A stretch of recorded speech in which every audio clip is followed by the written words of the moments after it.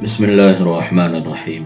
الحمد لله رب العالمين، والصلاة والسلام على سيد المرسلين وعلى آله وأصحابه أجمعين، أما بعد. اللهم لك الحمد كما أنت أهله، وصل على محمد كما أنت أهله، وفعل بنا ما أنت أهله، فإنك أهل التقوى وأهل المغفرة. محترم سامعین و ناظرین، وظائف کی دنیا علماء ہند چینل پر آج کا یہ بہت ہی خاص ویڈیو دست غیب کا حدیث میں ثبوت. اور سارے لوگ کمنٹ کرتے ہیں جو عجیب ہوتے ہیں، جن کی وضاحت میں کرنا نہیں چاہ رہا، اور اسی کی وجہ سے یہ ویڈیو بنا رہا ہوں کہ دست غیب کا ثبوت حدیث میں ہے یا نہیں، اور دست غیب کا اصلی مطلب کیا ہے، اور دست غیب کیسے حاصل ہوتا ہے، اس کے لیے الگ الگ طرح کے وظائف کیوں تجویز کیے جاتے ہیں، دنیا کے مصائب سے نکلنے کے لیے اسلام میں کیا یہ طریقہ جائز بھی ہے. تو یہ ساری چیزیں آپ کو اس ویڈیو میں مل جائیں گے. سب سے پہلے تو میں عربی حدیث آپ کے سامنے دکھا رہا ہوں. جو لوگ حدیث پڑھ کر دیکھنا چاہیں تو وہ یہاں دیکھ سکتے ہیں. 4 یا 3 راویوں کے بعد حضرت ابو ہریرہ رضی اللہ تعالیٰ عنہ اس میں راوی ہیں. مسند احمد کی حدیث ہے، اور نیچے اس حدیث کا نمبر بھی لکھا ہوا ہے. آپ دیکھ لیں. جو تحقیقات کرنا چاہیں وہ یہ صفحہ لے کر، اسکرین شاٹ لے کر آپ تحقیقات کر سکتے ہیں. اور یہ حدیث آپ دیکھیں گے تو اس حدیث سے پوری طرح ثابت ہو جاتا ہے کہ اسلام میں اللہ تعالیٰ کی طرف سے ہی دست غیب کے طریقے موجود ہیں. الگ الگ تجربات سے، الگ الگ وظیفوں سے ہم پڑھتے ہیں. اس کا ثبوت یہ ہے کہ حدیث کا میں مفہوم آپ کو بتا رہا ہوں. حضرت ابو ہریرہ رضی اللہ تعالیٰ عنہ کہتے ہیں کہ ایک شخص کا واقعہ ہے. وہ ایک دن اپنے گھر والوں کے پاس واپس آیا، یعنی باہر سے کہیں سے واپس آیا، سفر سے یا باہر سے کہیں سے واپس آیا، اور گھر میں دیکھتا ہے کہ محتاجی، فقر و فاقہ گھر میں ہے. وہ یہ دیکھ کر اپنے اللہ سے مانگنے کے لیے اور اللہ کے حضور اپنی حاجت کو پیش کرے اور اللہ سے اپنی حاجت کو پورا کرنے کے لیے وہ باہر ایک سوئی میں اللہ سے دعا مانگنے کے لیے نکل گیا، جنگل کی طرف نکل گیا اور مناجات کرنے لگا. اور جب ادھر بیوی نے دیکھا کہ شوہر گھر آیا اور گھر میں کچھ نہ ہونے کی وجہ سے گھر سے باہر چلا گیا، تو اس نے بھی یہ سوچ کے کہ گھر میں اب کچھ لے کر آئے گا شوہر، یہ سوچ کر اس نے تنور جلایا جس میں روٹیاں پکائی جاتی ہیں.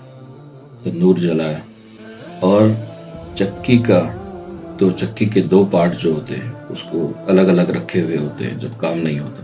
تو اس نے نچلے والے پارٹ کے اوپر والا پارٹ رکھ دیا، اور اس کا معنی یہ تھا کہ اب یہ تیاری کر رہی ہے پکانے کی، آٹا بنانے کی اور روٹیاں پکانے کی. تو اس نے اپنی تیاری پوری کرنے کے بعد اللہ سے رجوع ہو کر یہ دعا کی کہ یا الہی، ہم تیرے محتاج ہیں، تیرے غیر سے ہم نے اپنی امید منقطع کر دی ہے، یعنی ہم نے کسی غیر سے مانگنا چھوڑ دیا ہے، ہم نے کسی سے نہیں مانگا. تو ہی خیر الرازقین ہے، اپنے پاس سے ہمیں رزق عطا فرما. اس طرح صحابی عورت نے دعا کی. پھر اس نے نظر اٹھا کر دیکھا تو یہاں دونوں کی دعائیں ہیں. وہاں شوہر دعائیں مانگ رہا ہے، یہاں بیوی نے اپنے کام کی تیاری کے ساتھ دعا کی. اور دیکھتی ہے کہ چکی کے چاروں طرف آٹا بھرا ہوا ہے، اور آٹا پوری طرف بھرا ہوا ہے، اور تنور کے پاس اگر وہ یہ سوچتی ہے کہ اس آٹے کو لے کر میں جاؤں اور تنور میں روٹیاں پکاؤں، تو جا کر دیکھتی ہے کہ تنور بھی روٹیوں سے بھرا ہوا ہے. اللہ تبارک و تعالیٰ کی قدرت کا یہ کرشمہ ہے کہ آٹا تو نکل ہی رہا تھا، تنور بھی روٹیوں میں بھرا ہوا تھا، یعنی روٹیاں اس نے صرف تنور میں آگ جلائی تھی اور وہاں پوری روٹیاں پک کے تیار اس کے پاس آ گئی تھی۔ یہاں راوی وضاحت کرتے ہوئے فرماتے ہیں کہ اللہ تبارک و تعالیٰ نے آٹا بھی دے دیا اور روٹی بھی دے دی۔ وہ کیسے دی؟ اس اردو والی تحریر میں آپ اخیر میں دیکھیں، غیب سے روٹیاں بنی ہوئی آئی، اللہ کے غیب سے، اللہ تبارک و تعالیٰ کی طرف سے تنور میں غیب سے روٹیاں نمودار ہوئی۔ راوی کہتے ہیں کہ کچھ دیر بعد خاوند گھر میں آیا اور اللہ رب العزت سے مناجات اور دعا سے فارغ ہو کر جب وہ گھر آیا تو بیوی سے پوچھنے لگا کہ میرے جانے کے بعد گھر میں کچھ آیا تھا؟ اس کا سوال کرنے کا مطلب یہ ہے کہ کہیں سے کسی نے کچھ دیا ہے، مخلوقات میں سے پڑوسیوں نے کسی نے؟ تو بیوی نے کہا نہیں، بس یہ سب اللہ کی طرف سے ہے، یہ ساری چیزیں اللہ کی طرف سے مل گئی ہیں، روٹیاں تیار بنی ہوئی مل گئی اور آٹا بھی نکلنے لگا۔ یہ آٹے کی بات جب اس انسان نے سنی تو تعجب سے اٹھ کر جا کر چکی کا وہ پاٹ اٹھا کر دیکھا کہ آٹا آ کہاں سے رہا ہے، یہ اللہ کی قدرت کیسے ہو رہی ہے۔ تعجب سے جب اس نے دیکھا تو وہ آٹا نکلنا بند ہوا۔ پھر اس نے یہ واقعہ جا کر نبی اکرم صلی اللہ علیہ وسلم کو سنایا۔ میں مفہوم کے طور پر آپ کو سنا رہا ہوں، آپ اس تحریر کو جو میں نے آپ کے لیے اسکرین پر ڈال دی ہے اور جو شروع میں حدیث دکھا دی ہے، یہ دونوں ہیں، آپ روک کر پڑھ بھی سکتے ہیں۔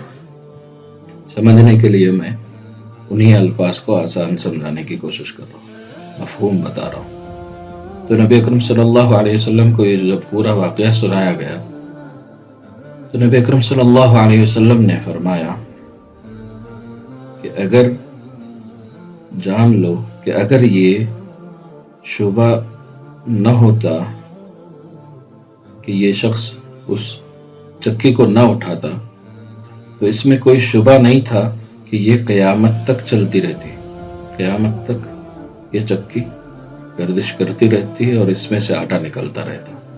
یہ نبی اکرم صلی اللہ علیہ وسلم کا فرمان ہے کہ یہ واقعے کے بعد اللہ کے نبی نے فرمایا کہ اگر وہ شخص اس چکی سے وہ پاٹ کو نہ اٹھاتا تو وہ چکی چلتی ہی رہتی اور آٹا نکلتا رہتا۔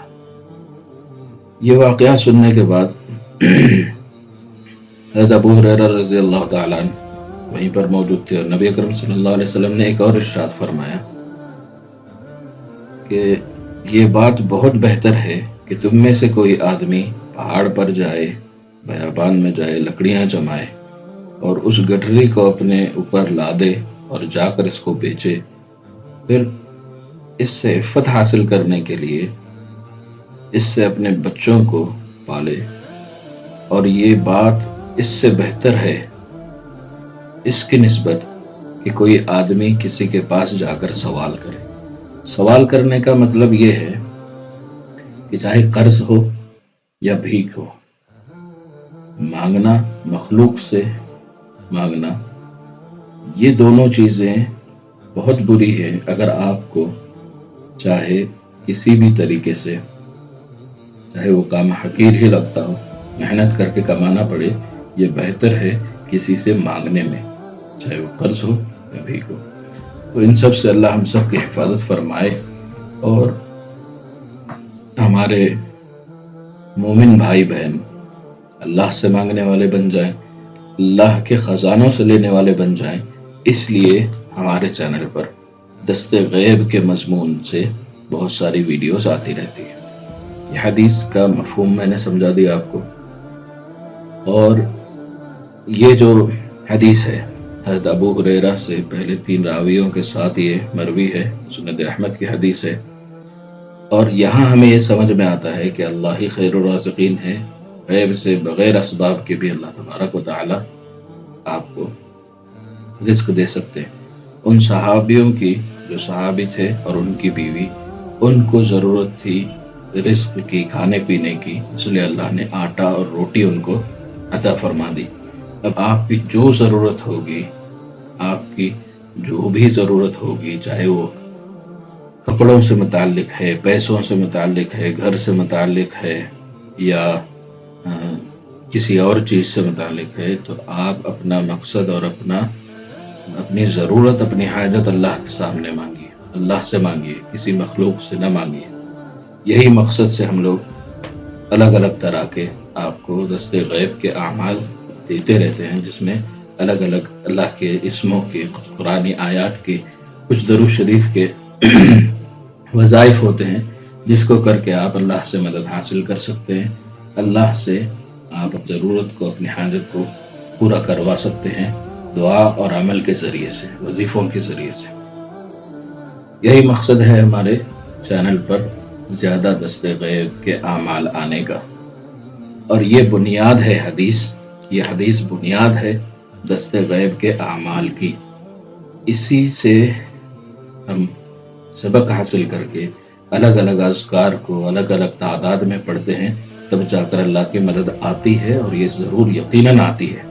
اب جن لوگوں کا ایمان کمزور ہے، یا جو بے وقوف ہے، اور جن کے عقلوں پر پردہ پڑا ہوا ہے، وہ بے وقوفانہ کمنٹ کر کے خود بھی نقصان اٹھاتے ہیں اور دوسروں کو بھی تکلیف دیتے ہیں، جس کی وجہ سے یہ ساری مشکلات ہوتی ہیں۔ اللہ ہم سب کو دنیا کے تمام مشکلات سے محفوظ فرمائے، اللہ سے ہونے کا یقین پکا ہمارا فرمائے، ایمان اور احادیث اور قرآن پر ہمارا ایمان پکا فرمائے، اور ہمارے اعمال کو قبول فرمائے۔ یہ ویڈیو اگر آپ کو پسند آیا ہے تو اس کو ثواب کی نیت سے ہی آپ بہت زیادہ شیئر کریں دوسرے مسلمانوں کے ساتھ۔ ویڈیو پسند آنے کی صورت میں اس کو لائک بھی کریں، چینل پر نئے ہیں تو سبسکرائب کر لیں۔ جزاک اللہ خیر۔ السلام علیکم ورحمۃ اللہ وبرکاتہ۔